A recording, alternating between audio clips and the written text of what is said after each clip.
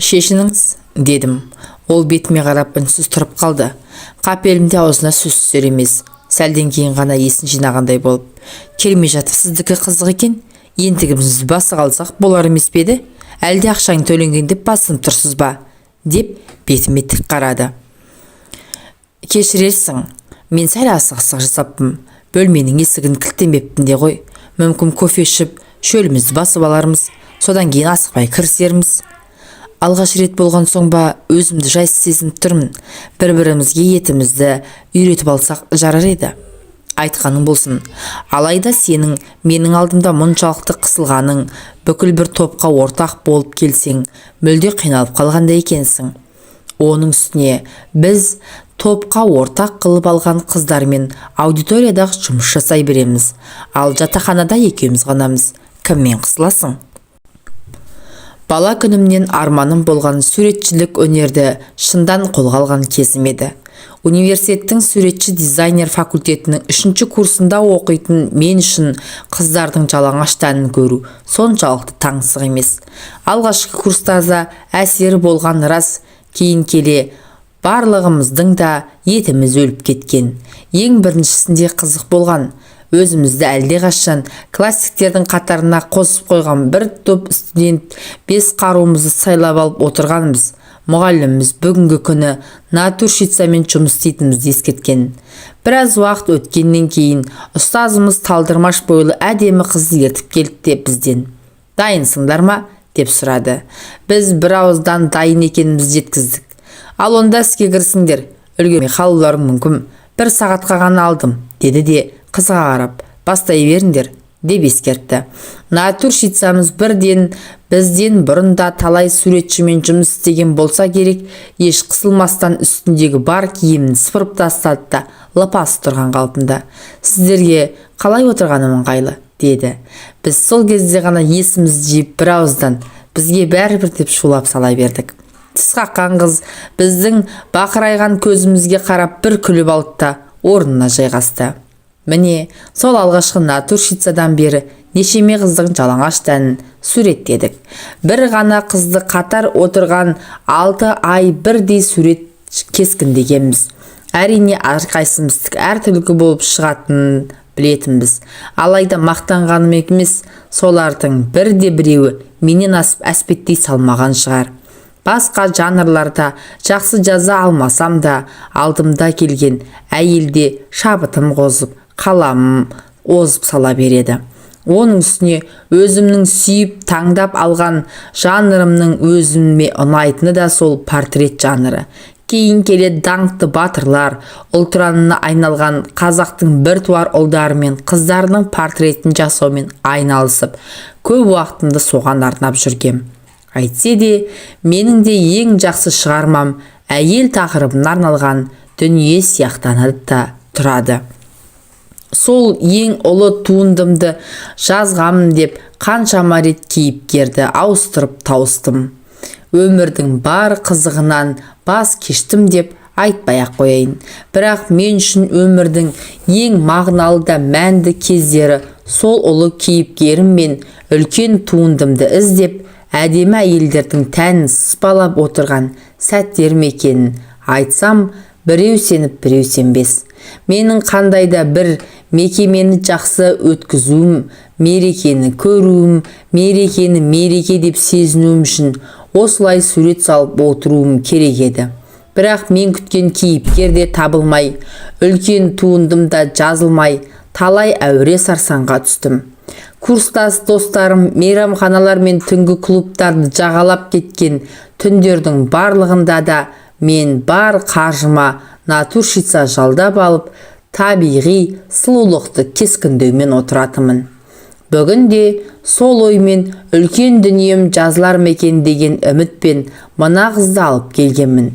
Келе салысымен асығыстық жасап, шешініңіз деп шошытып алғаным да сол. Құштарлығым шыдатпай бара жатса қайтейін.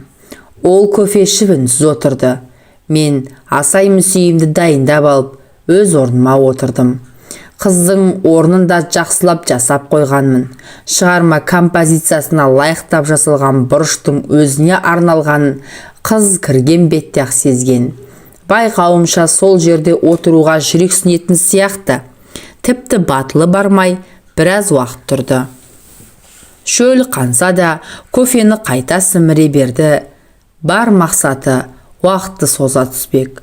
Оған менің шыдадымым жетер емес. Шешініңіз, дедім. Ол өз орнына келді де біртіндеп шешіне бастады. Бірінші үстіндегі жеңіл кофтасын шешіп, қасында тұрған орындықтың арқалығын әлді. Тағы да біраз уақыт қимылсыз тұрып қалды. Мен сізді күтіп тұрмын. Қоңыр бархат шалбарын шешінді. Шалбардың ішінен жұқалтаң колготки киген екен. Бетіме бір қарап, колготкісіне бір қарап, үнсіз тұр. Онда шешіңіз. Шешті. Осы отырысында құдды бір аш қасқырдың алдында отырған бейкүнә көжек сынды. Тағдыр жазды, мен көндім дегендей ақыр соңында лыпасыз қалды. Сол кезде ғана мен оның жанына бардым да қалай отыру керектігін көрсетіп беріп, өз орныма келіп жайғастым. Қозғалуға болмайтындығын ескерттім. Өзім болсам ұзақ жолдан, сахарадан шөлдеп келіп, сусынға бас қойған жолаушыдай өз ісіме құныға кірістім. Я, бұл қыз мен ойлағандай болып шықты. Мен бұл періштені алғаш рет корпустың 3-ші қабатынан кездестіргенмін. Көктемнің жазға ұласар мамыражай шағында көргенмін. Абитуриенттердің келіп бастаған кез еді. Сабағын онша менсінкіремейтін бір академик шал болған. Сол шалдың кесірінен соңғы сынақтан 2 алып қалып, соның әуресімен жүргенмін. Курстастарымның барлығы да ауылдарына әлдеқашан аттанып кеткен тұғын. Мен сол академик атамды іздеп келіп, кафедраның алдында тұрғанда көргенмін. Осы сұлулықта. Жеңіл басып бара жатқан қыздың соңынан қалай еріп кеткенімді өзім байқамай қалдым. Аяқ басына дейін тартып барады. Қолында кішкентай сөмешке мен кітаптар бар. Емтиханға дайындығы жаман емес пе деп түйдім. Мінезінен хабарым жоқ. Дегенмен тал бойынан тардай мін табылмасы белгілі. Алла тағаланың шеберлігіне таңдан басқа шараң қайсы. Өз қалағанын мінсіз қылып жарата алатын жаратушының арманы жоғау. Тәңіріміздің жақсы күні жаратқан сұлулығын тамашалап есім кеткен соншалық академик ақсақалды да оның сабағынан бүгінгі соңғы мүмкіндік берілгенін сынағын да ұмытып кеткен екенмін. Менің қиялымдағы періштенің жер бетіндегі бейнесі жолдың қарсы бетіндегі сабақтағы бос сәкеленің бірінде барып жайғасты. Мен оның қасына барып отырдым да қалтамнан шылымды алып тұтаттым. Ал оның кітапқа берілгені соншалық маған мүлдем назар аударар емес. Қажет қылмасын білдім де, онсыз да аз қадірімді жоғалтпайын деп кетіп қалдым. Іштей бір үміттің жетегінде жүрдім. Ол қыздың мынадай дайындығы далада қалдырмас. Қайтсе де осы университетке түседі деп сендім. Ал бұл университетке келсе болғаны, қалғанын көре жатармыз деп болжап қойғам. Үмітім алдамапты. Күз келісімен мен бұл қызды іштей іздей бастағанмын. Ақыры филология факультетінің студенті болғанына көз жеткіздім. Алайда өткен ғасырдың 70-ші жылдарындағы ескі модамен киінетін, қаладағы қаптаған шаштараздарға жылына 2-ақ мәрте бас сұғатын сабалақ шашы маған қарайтындай сыңай танытпағанын үміт үзгенмін. Мен оған ғашық емес едім. Сөз айтып мазасын алсам деген ойымда жоқ. Тек көп аңсаған, зарға күткен кейіпкерімнің прототипін тапқандай ғаламат бір әсерде жүргенмін.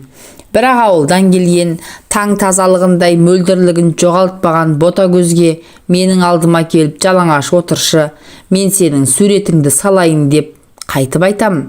Батылым бармаған. Құдай салтын саса тез-ақ екен.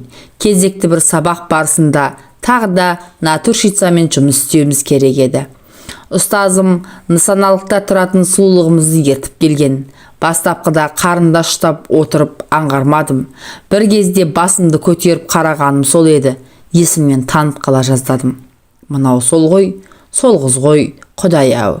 Я, соның дәл өзі. Егер шынымен ол болса, бұл жерде не қып жүр? Бір күш мені орнымнан тұрғызып жіберді. Бүгінше натурщицамен жұмыс істемей-ақ қояйық, бұл менің қарындасым, дедім де оны сыртқа ертіп алып шығып кеттім. Онсыз да есі креслі шығасыл болып тұрған қыз аң-таң қалпында маған еріп шықты. Сыртқа еріп шығып бара жатқанда бұл қызды алып келген ұстазым: «Кешір, мен білмедім, бұл қыздың ақшасы төленіп қойған еді», деді. Әртүрлі тапсырыстар орындап жүргендіктен қалтам құрғамайтын. Көктен іздегенімді жерден тауып берген көкеме керегін ұстатып жүре бердім. «Я, біз натурщицаларға қомақты қаржы төлейтінбіз. Бір сағаттай алдыңда жалаңаш отырып берген үшін жас мұғалімнің бір айлығы көлемінде ақша алады. Әрине, олар үшін де көп еркектің ортасында жалаңаш отыру оңай емес. Бірақ бұл өнер ғой. Оның үстіне суретшілер жабайы емес.